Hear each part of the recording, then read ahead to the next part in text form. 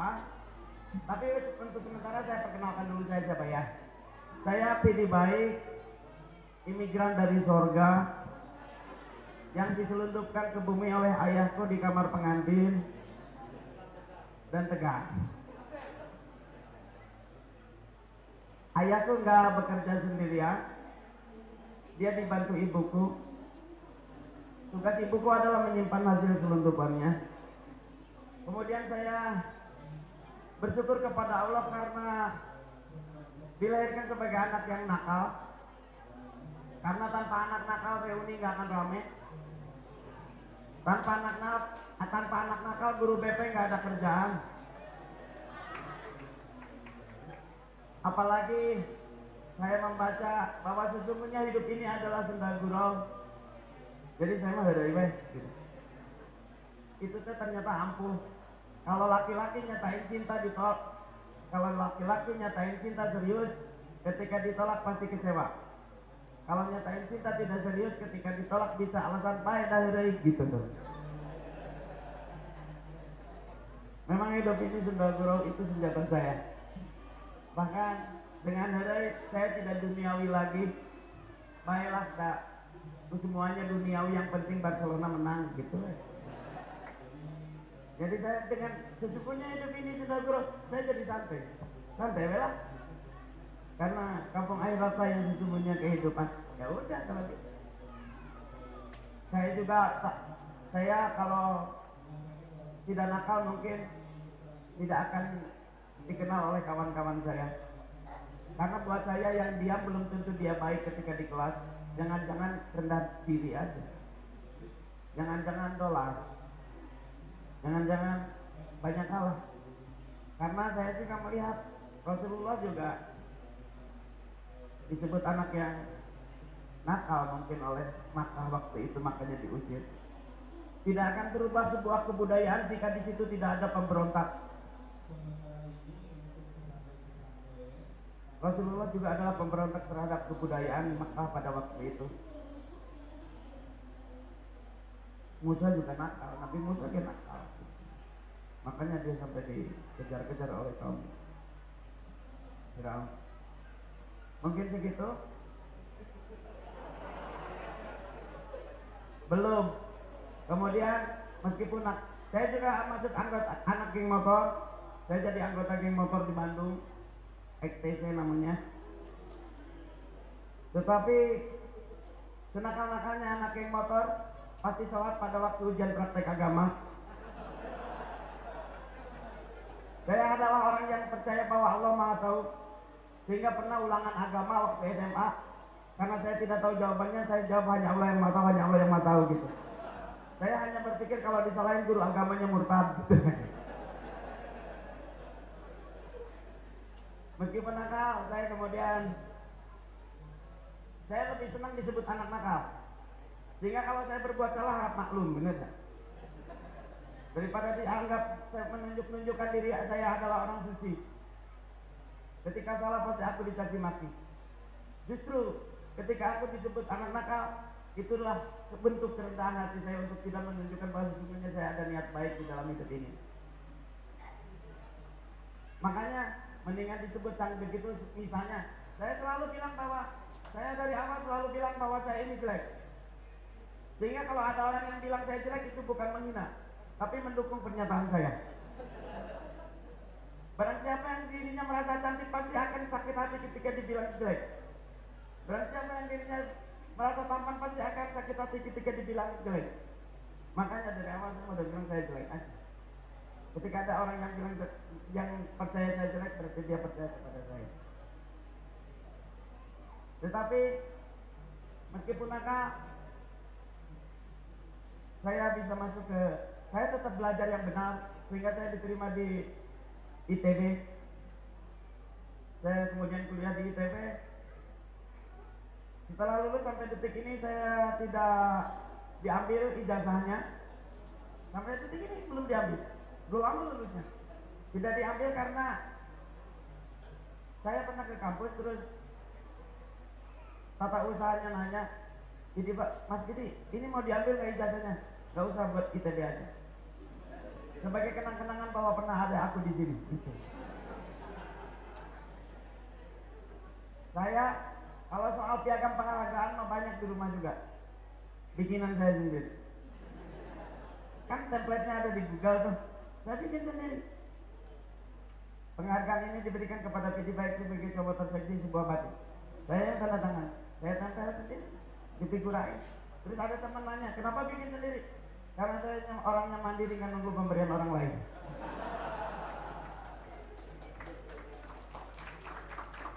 Setelah di ITB tahun 95 bersama Erwin, Om Erwin yang putranya apa sih sekolah di sini. Saya mendirikan negara sendiri tahun 1995. Karena kawan-kawan saya ditangkapi Soeharto, karena kawan-kawan saya diskorsing di DO gara-gara demo Soeharto, saya merasa kecewa dengan Bapak Soeharto. Akhirnya tahun 1995 saya bikin negara sendiri. Nama negaranya Negara Kesatuan Republik Depanas Dalam. Depanas Dalam itu akronim dari THE-nya ateis, P-nya paganisme, Nas-nya Nasrani, D-nya Hindu Buddha, Lam-nya Islam. Depanas Dalam. Karena saya ada di Bandung adalah ketua front pembela Islam, Kristen, Hindu, dan Buddha. Saya juga Habib, tapi Habib reject yang rejectnya. Negaranya, ukuran negaranya 8 kali 10 meter di lantai 2 di ITB. Itu negara kaya karena ke toilet pun ke luar negeri, ke Indonesia. Saya imam besarnya yang berhak menunjuk presiden. Presiden pertamanya, saya senang kepada dia, karena satu-satunya presiden di dunia yang hafal nama penduduknya. Karena cuma 18 orang. Tahun 98 Soeharto turun, kami muktamar di Dagoti House untuk menentukan apakah tetap jadi negara sendiri atau gabung lagi sama NKRI. Keputusannya gabung lagi.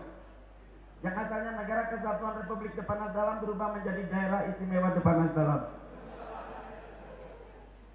Tahun 2000 saya ke Belanda. Pas pulang lagi Depanas Dalam, pas pulang lagi ke ini negara apa? Indonesia. Pas kembali ke Indonesia, maaf saya hanya ingat Allah, saya lupa semua.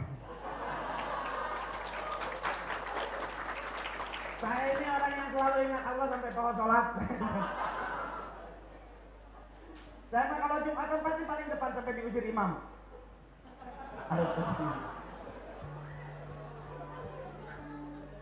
Karena saya mikir, lu dapat utama imam, gitu. Tetap aja orang masapi di belakang. Sepulang dari Belanda, Depanas Dalam itu nggak ada. Penduduknya saya bentuk jadi sebuah grup band, yaitu Depanas Dalam Band. Saya bangga satu-satunya negara yang jadi grup band adalah Depanas Dalam. Kemudian bikin lagu tahun 2003 ya, Lin ya. Tahun 2003 mengeluarkan album. Setelah itu banyak sekali stasiun TV yang meminta kami untuk masuk TV. Sampai detik ini kami menolak untuk masuk TV. Sampai-sampai ada kawan Lukman Sabdi, orang MNC TV datang ke tempat saya. Ayah, kenapa kamu mau masuk TV? Mas Lukman, saya ingin masuk surga. Gitu. Lautan itu indah. Lautan itu indah. Ikannya warna-warni, luas, biru. Tetapi saya tahu diri saya ikan air tawar, jika kesana nanti mati. Lebih baik kami di Empang, betapapun kecil itu tempat kami yang nyaman. Kami bukan seekor kucing yang belajar menggonggong karena menggonggong lagi tren. Kami bukan seekor bango yang ke toko membeli surai agar nampak seperti harimau. Mungkin kami harimau, tapi kami tidak akan turun ke pasar hanya agar dibilang baik karena bisa dipegang anak-anak. Ya, itu harimau yang baik, tetapi harimau yang kehilangan jati dirinya. Harimau harus tetap di hutan, sehingga kami bisa bilang, tak perlulah kau bertemu dengan kami. Dengan melihat hutan pun, kau akan tahu ada kami di dalamnya. Sampai detik ini terus kemudian saya nulis. Sebetulnya saya bingung di dunia ini mau ngapain. Karena tujuan saya ke bumi adalah untuk Jumatan. Dari Senin sampai Kamis persiapan, Sabtu Minggu evaluasi, cuma itu aja. Kadang-kadang mau balik ke pohon, nah mau 2 pasang sendal kayak gitu waktu itu. Saya maunya pesan lamun Jumatan supaya sendal tong lengit pas berangkatnya tong mawa. Balik nawe. Saya kemudian di sela-sela itu kan bingung tuh, gak cuma Jumatan tujuan saya. Saya akhirnya nulis, sehingga banyak ada kawan-kawan, kalau wawancara saya mau kawan-kawan Tempo, Kompas, aja kenapa ayah menulis? Karena saya tidak tahu apa yang harus saya lakukan. Saya nggak kerja, saya nggak mencari uang karena saya nggak merasa kehilangan uang.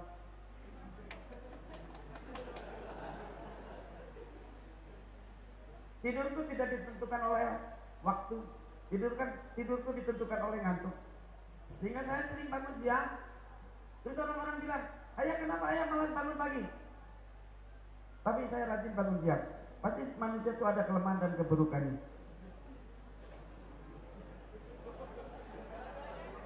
Dua-duanya buruk ya. Nggak apa-apa deh. Saya mah keburukan. Saya mah lebih banyak keburukannya. Sehingga kalau mati pun siap. Tetapi bagi Anda yang merasa dirinya hebat, pasti kematian begitu menakutkan. Bagi Anda yang cantik, pasti kematian adalah hal yang menakutkan. Aing mangges goreng bae lah payah gitu nanaman. Semakin kamu merasa dirimu hebat, semakin kau akan takut dengan kematian. Semakin kau anggap hidup ini serius, maka kau akan semakin stres dalam menjalani hidup ini. Santai deh. Bahkan lamun aing menyebut ke saya anjing, gagal ada cek saya teh anjing gitu.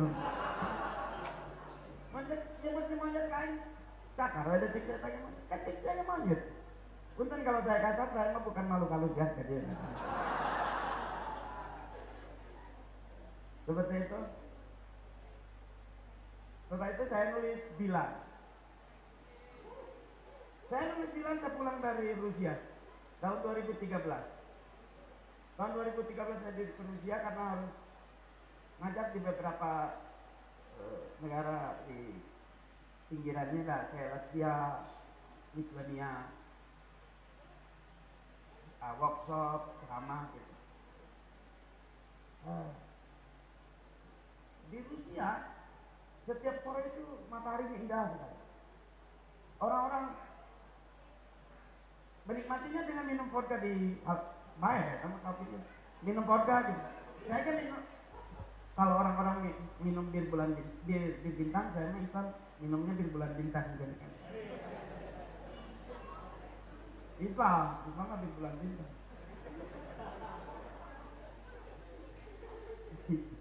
di mana itu di Rusia itu menikmatinya dengan minum vodka. Udah mantep. Walaupun menang sih, sesungguhnya hammer itu mudaratnya paling banyak, kecuali sedikit. Sebenarnya sedikit menang sih. Tidak, ini nggak hammer yang itu. Terus di saat itulah saya ingat Ciwastra, daerah saya. Saya bingung, di saat begitu indah, nampak visualnya begitu indah, kok saya ingat daerah saya ya, Ciwastra. Saya jadi bingung kenapa, gitu loh. Pas tidur, kenapa aku ingat Ciwastra, padahal jelas-jelas di depanku ada keindahan yang begitu hebatnya. Oh, padahal Ciwastra itu macet, berlubang, banjir, bayangkan. Oh, jadi saya berpikir, mungkin Rusia itu indah, tetapi Ciwastra adalah tempat di mana aku dilahirkan. Di Ciwastra lah aku jatuh cinta, di Ciwastra lah aku sakit hati, di Ciwastra lah aku duka, di Ciwastra lah aku segala-galanya. Ciwastra mungkin biasa saja, tetapi ia menyangkut dalam kehidupanku pribadi. Sama seperti ketika di Belanda, makanan begitu indah, makanan Itali, Spanyol, tapi saya mengingat jengkol, kerupuk, dan sambal. Mungkin jengkol, kerupuk, dan sambal bukan makanan yang hebat, tetapi maaf, ia terlibat dalam hidupku. Akhirnya di Rusia itu saya nulis, dan Bandung bagiku bukan cuma masalah geografis, Lebih jauh dari itu, melibatkan perasaan yang bersamaku ketika fit gitu aja. Pas balik, tahu tidak ditempel ke Pemkot di alun-alun. Kok ditempel? Gede pisan. Oh ya syukurlah gitu. Karena dulu kan orang surat-surat tembok kemudian iya mah diakui, sekarang mah dulu mah diberi-beri. Gitu. Saya jadi banyak turunan pemikiran dari situ. Sehingga saya jadi berpikir, Ratu Elizabeth mungkin ibu yang hebat, tetapi yang membawa saya ke posyandu adalah ibu saya. Maka maaf kalau saya lebih menyayangi ibuku daripada ibu Ratu Elizabeth. Biar bagaimanapun ibuku adalah yang membawa saya ke posyandu. Yang harus saya lindungi, yang harus saya sayangi. Jadi keindahan, jika itu tidak terlibat dalam dirimu, maka semuanya adalah fata morgana. Setelah itu, saya nulis bilang, saya sama sekali tidak pernah berpikir apakah ini akan bestseller atau tidak. Karena saya bukan orang yang locus of control eksternal. Bukan orang yang menulis want to get famous, want to get money. Bukan seperti itu. Bukan locus of control eksternal. Saya nulis semau saya nulis. Ketika itu bestseller, biasa aja. Toh royaltinya juga masuk rekening istri saya gitu. Biasa aja. Tidak menjadikan saya seperti apa. Ya seperti itu. Biar saya penulis, sutradara atau apa, tetap aja pulangnya kecewa sutradara. Tidak mengubah apa-apa. Kemudian ada yang nawarin bikin film. Ya udah stop filmin lagi. Kemudian penontonnya sampai 6 juta. Ya udah. Toh nanti juga semua berlalu. Sama seperti ketika Fir'aun merasa bangga dengan kerajaannya. Toh mati juga di lautan itu. Biasa aja. Habis itu saya harus ke sini. Biasa aja. Nanti saya makan. Yang penting kan konsumsinya enak bener ya. Saya ingin ngomong ke istri lamun ayang nikah deh. Biasa kan ngomong. Bu, kalau si ayah nikah lagi itu bukan nafsu. Tapi si ayah ingin tahu dengan perempuan lain anak ayah seperti apa. Eksperimen ilmiah. Saya suka ngomong, Bu, ayah kan sayang sama ibu. Istri itu kan tugasnya melayani suami. Ayah sayang sama ibu, masa melayaninya sendirian, pasti ibu capek gitu aja.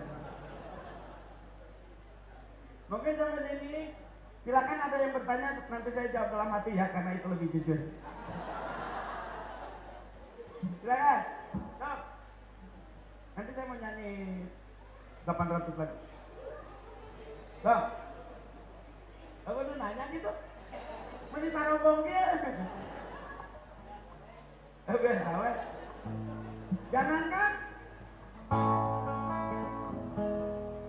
Jangankan untuk kehidupan ini. Saya punya anjing herder. Saya beneran Pak. Saya punya anjing herder. Saya haji, tapi punya anjing herder. Herder itu saya beri nama kucing. Pas saya panggil kucing, nyamperkan, aing bingung, lu tolong ke sana.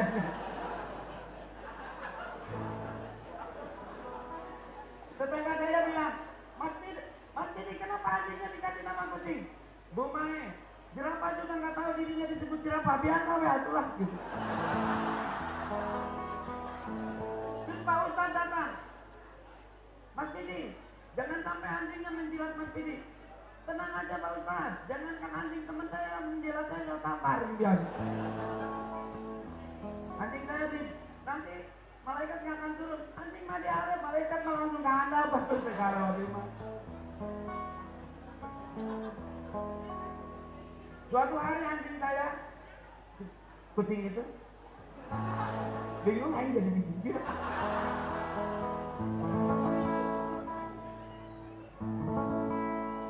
Ada yang melempar, wow, mungkin ada orang suci di komplek perumahanku yang tidak tahu bahwa itu juga ciptaan Allah. Mungkin ada orang di komplek perumahanku yang tidak tahu bahwa setan itu pasti bermanfaat. Tak ada ciptaan Allah yang tidak bermanfaat. Anjing saya berdarah, saya sedih. Waduh, pasti ini derajatnya lebih tinggi dari Nabi Sulaiman. Nabi Sulaiman mah nincak sirem kembung. Dia mah langit. Wow, keren sekali. Terus saya bikin lagu untuk anjingku yang luka itu dengan judul Kucing adalah anjingku. Ku punya anjing, ku beri nama kucing. Bila ku panggil kucing, dia menggonggong menghampiriku juga. Anjing adalah musuhnya kucing. Dia memusuhi diri sendiri. Anjing adalah musuhnya kucing.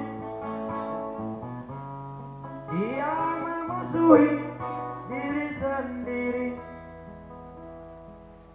Ku tak sengaja memanggil dia anjing.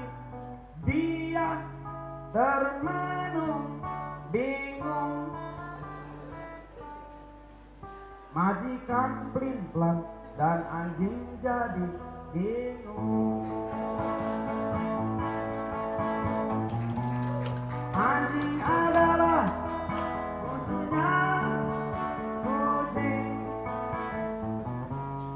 Dia memusuhi diri sendiri. Kau tahu kenapa aku bikin lagu ini?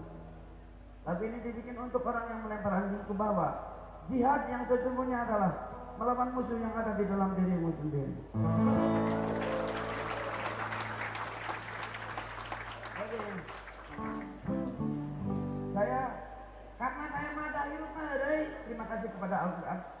Karena hidup ini sudah viral, saya madai baik. Tidak, silakan seluruh dunia membenci aku. Aku masih punya anak istri yang akan mencintaiku. Silakan anak istriku membenci aku. Aku masih punya diriku yang akan mencintaiku. Silakan diriku membenci aku. Aku tetap tenang karena itu nggak mungkin.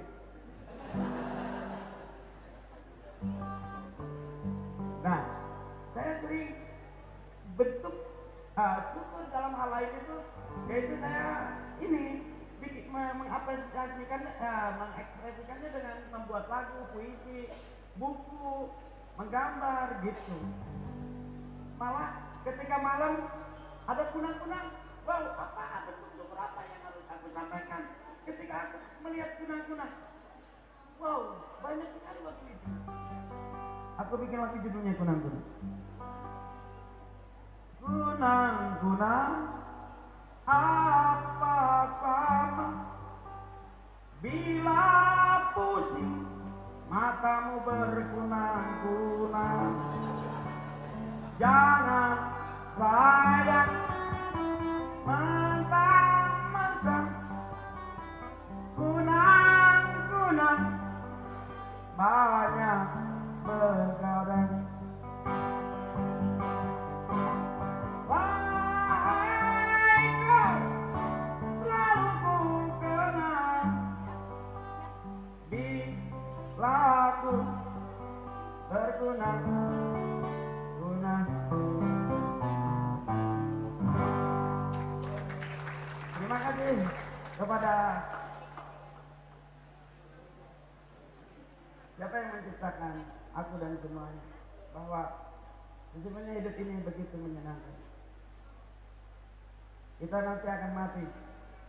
Apa yang akan kita lakukan sebelum itu, apakah bermanfaat atau tidak? Mudah-mudahan apa yang saya sampaikan itu bermanfaat. Ini sekarang sesi pertanyaan. Silakan. Yuk.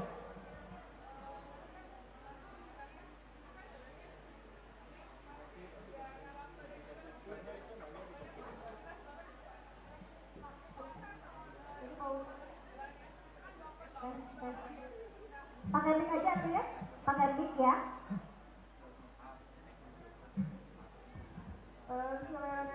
Assalamualaikum warahmatullahi wabarakatuh. Salam. Nama saya Ari Nur Hayati, angkatan 16 Putri. Izin bertanya. Oh, kamu yang angkatan 16 tuh. Kok kenal gitu? Senang banget ya bisa ketemu langsung. Terima kasih sudah datang ke Mahat Tercinta ulang tahun ke-40. Jadi saya ingin bertanya, mengutip dari pernyataan Mas Didi tadi, kan silupnya dari ya, emang gitu ya, ibu walahun.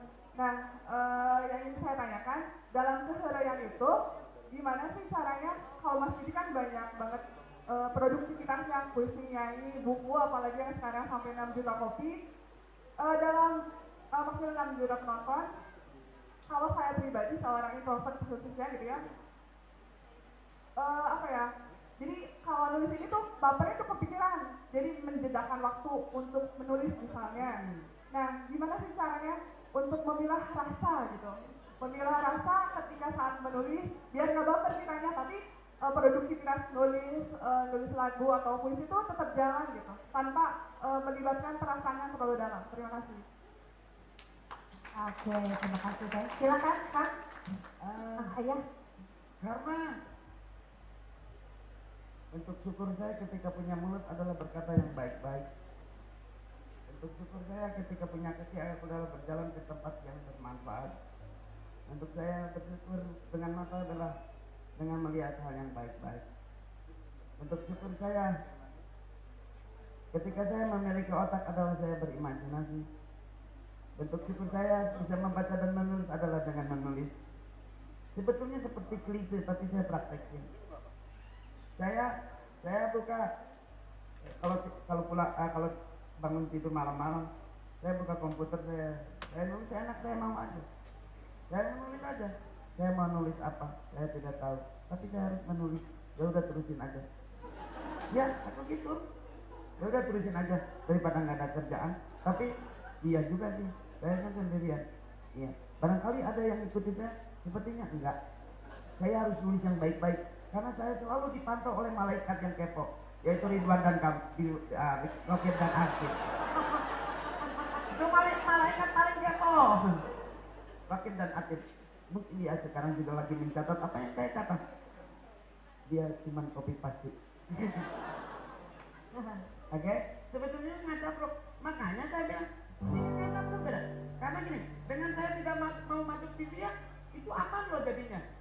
Jadinya saya kan berarti tidak dikontrol orang. Itu maksudnya. Jadi saya nggak dikontrol. Makanya novel Dilan pun asalnya kan di blog. Saya nulis enaknya aja. Saya tidak jaya karena puja, tidak mati karena sakit. Ya, sok memang salah puja-puji kayak. Jangankan saya, Rasulullah aja ada yang menentang, apalagi aku orang Ciwasra, bener nggak? Kenapa itu dicintai semua? Rasulullah yang jelas benar, dicintai oleh Allah juga banyak yang menentang, apalagi kita. Biasa, lah. Mana yang ngomong naon ke mau didengen mau mengandung aing gitu, ya itulah. Yuk. Ada lagi pertanyaan? Ya, oke. Sengenan awe. Makanya awalnya setting diri kita. Nggak aku mana? Nulis. Baiklah, haja terus kalau lagu aing lagi sarua terus seperti.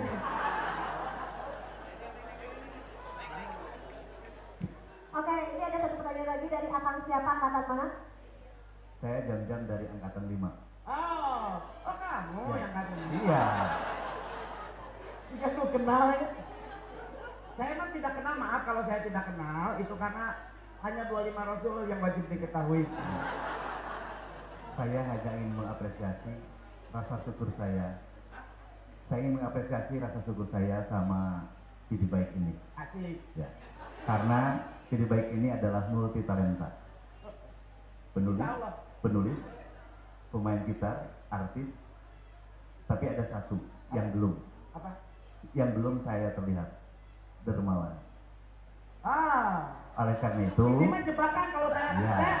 Kalau saya ngomong saya dermawan, habis kabeh balai dan dia. Ini pertanyaan jebakan. jadi maksud saya selamat atas suksesnya film Dilan. Tapi satu hal, berapa persen untuk pembangunan rumah sakit Muhammadiyah Darul Arqam?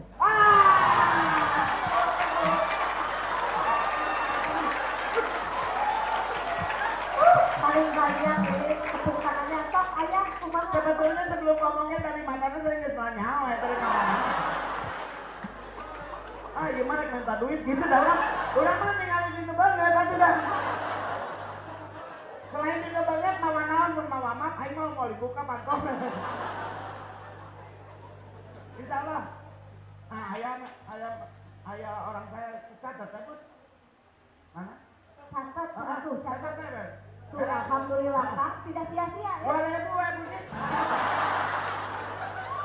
Lumayan. Tapi kalau 2.000 berarti ikan syukur, bener dah.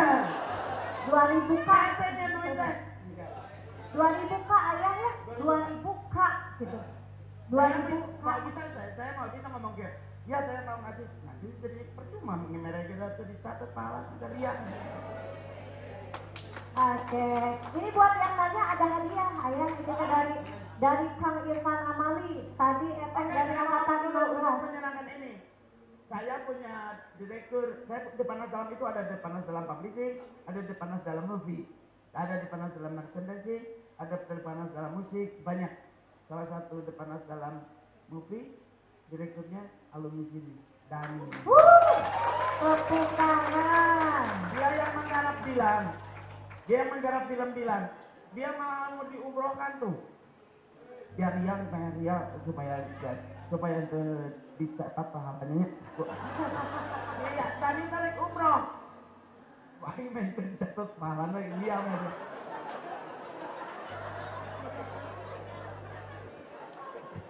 Jadi mau diumrohkan sama produser. Akhirnya alhamdulillah.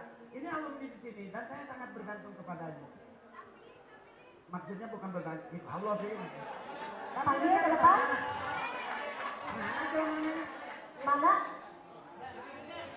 Ada?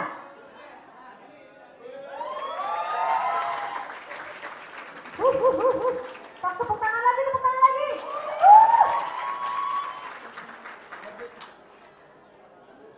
Satu lagi saya juga punya vokalis Depanas Dalam yang anaknya kan sekolah di sini, yaitu Erwin.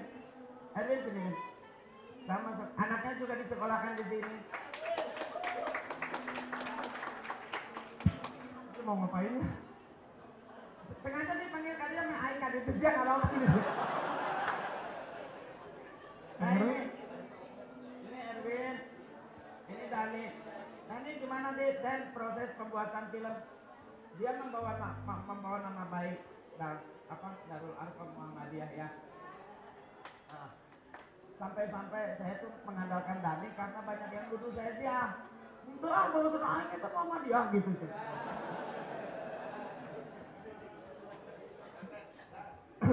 Assalamualaikum warahmatullahi wabarakatuh. Perkenalkan saya Dani Rahman, angkatan 27 Putra.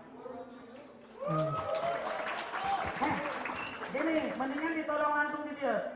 Dia kan bersama Depanas Dalam Movie film-filmnya lumayan loba. Suruh dia presentasi di sini ya kepada adik kelasnya. Ya udah, santai kan. Kamu harus presentasi. Sebetulnya mungkin kalau presentasi nanti saya ada kesempatan yang waktu, cuman saya mungkin di sini menyampaikan rasa terima kasih saya kepada, maksudnya ketika saya menjadi santri di sini, saya pertama kali bikin film di sini, melihat kakak kelas Kak Irfan Amalidu bikin film yang tentang supporter Viking, terus lihat Kang Putih, lihat teman-teman yang lain, itu memotivasi saya untuk bikin film. Dan akhirnya ini saya harus berterima kasih juga kepada Darul Arqam ini yang telah menjadi saksi bahwa saya bisa sampai seperti ini tuh karena Darul Arqam. Terima kasih. Nah, si Erwin orang ditanya, nah anaknya bisa kok orang di dia. Karena masalah biaya dia bisa wae, gitu deh. Jangan-jangan masalah biaya ya. Murah dia Darul Arqam aja. Enggak, anak saya nggak tahu ya, ujuk-ujuk pengen pesantren aja gitu aja. Padahal bapaknya, ibunya juga nggak pesantren.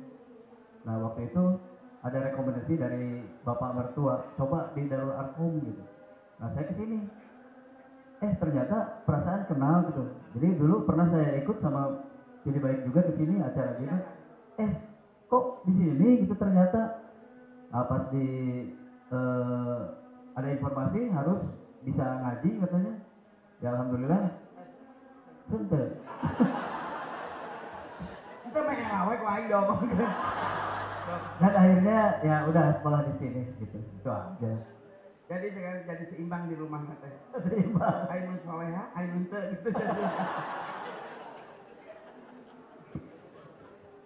Ya, Mungkin seperti itu. Saya juga terima kasih kepada jadi merasa akrab dengan tempat ini entah kenapa. Karena ada Irfan Amali juga dari sini. Penulis naskah skenario Baracas, film Baracas, orang sini, alumni sini. Siapa sih? Siapa? Ayo coba. Saya kan nanya 25 Rasul yang wajib diketahui itu. Saya sih. Dan teman-teman saya juga banyak yang alumni sini.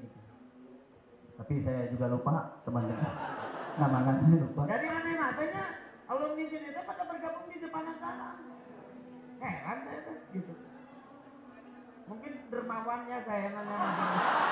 Ya, jadi catat atuh. Luntur pahalana. Oke, ada lagi satu lagi aja ya. Satu lagi pertanyaan. Karena udah mau zuhur dan mau makan konsumsi. Ada lagi yang pasti mau bertanya? Nah, Tengok, tak. si Iman nanya nongan robuka masih nemu. Assalamualaikum warahmatullahi wabarakatuh. Kenalkan, nama saya Anissa dari 16 Putri. Ayah mau nanya, sebenarnya di lantai ayah sanes?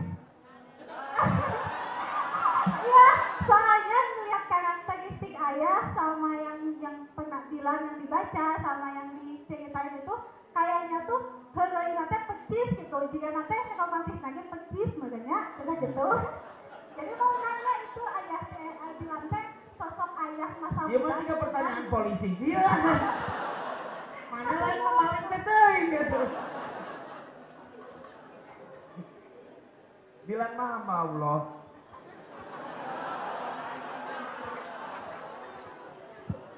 Saya juga hamba Allah.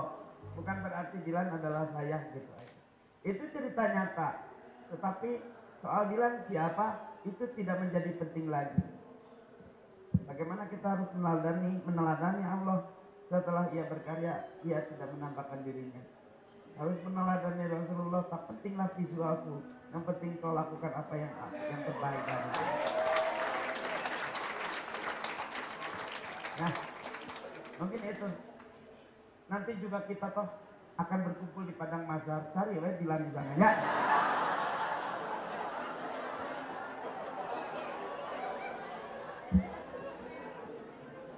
Nah, cuma buat saya memang jangan terlalu berlebihan. Aku suka Allah.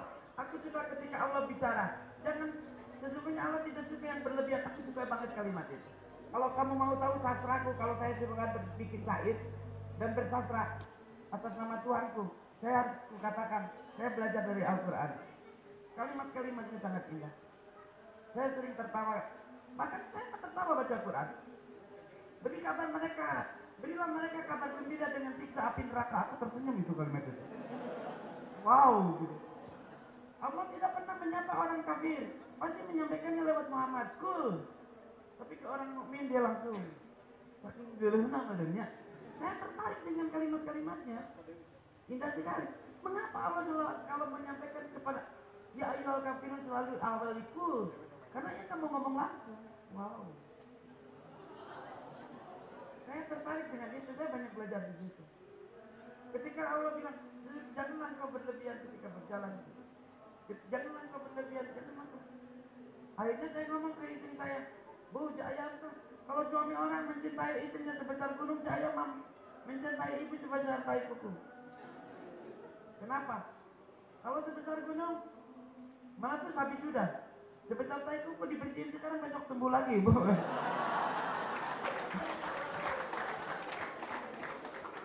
Rasulullah pernah bilang kalau mencintai itu 50% aja. Aku tertarik dengan kalimat itu. Kenapa ya? Gitu. Jadi saya ngomong ke ibuku, saya mau mencintai ibu 50%. Kenapa? Kalau ada hal yang tidak baik dari ibu kan masih ada 50% cinta lagi, itu bisa ditambah. Kalau semuanya udah 100% kan habis. Sedetik ibu dan minah gitu ya. Oke, segitu dari saya, mudah-mudahan bermanfaat. Kalau tidak manfaatkanlah. Assalamualaikum warahmatullahi wabarakatuh.